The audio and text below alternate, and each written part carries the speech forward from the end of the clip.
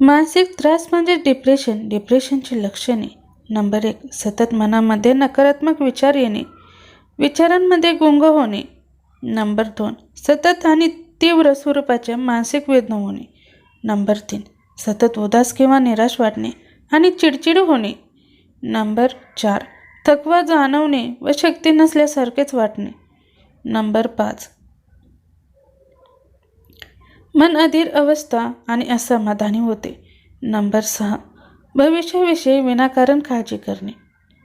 Number 7, कोणतेही काम करावेसे न वाटणे, सतत आळस येणे. नंबर 8, भूक कमी लागणे, जेवण्याची इच्छा न होणे किंवा वजन कमी होणे.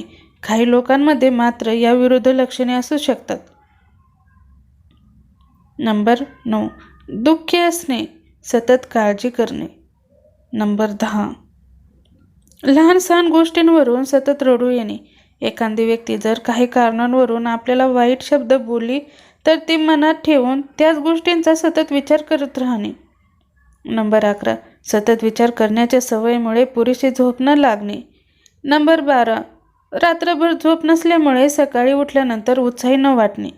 नंबर 13, कामाविषयी किंवा महत्त्वाच्या कोणत्याही गोष्टींबद्दल निर्णय घेण्याची भीती वाटणे किंवा क्षमता कमी होणे.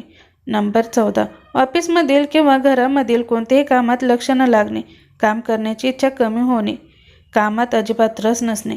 नंबर 15, सतत स्वतःबद्दल स्वतःच्या मनात अविश्वास निर्माण होणे, स्वतःला दोषी समजणे, जसं ना आपण काहीच करू शकत नाही, आपले काही चांगले होणार नाही, आपल्याला कोणीही मदत करणार नाही. स्वतःबद्दल स्वतःच्या नकारात्मक विचार करण्याची सवय लागली.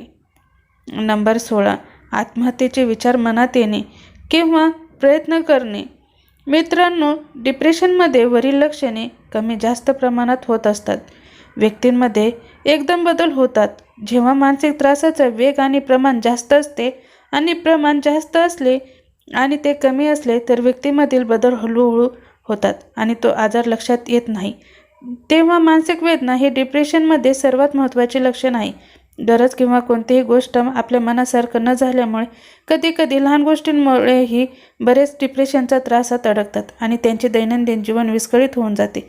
अशा परिस्थितीतून काही व्यक्ती लवकर बाहेर पडतात तर काही व्यक्ती त्याच गोष्टींमध्ये गुरफटत राहतात. मित्रांनो, माझा हा व्हिडिओ तुम्हाला आवडला असेल तर नक्की लाईक करा, शेअर करा आणि तसेच नवनवीन व्हिडिओ बघण्यासाठी माझ्या चॅनलला सबस्क्राईब करायला विसरू नका. थँक्स.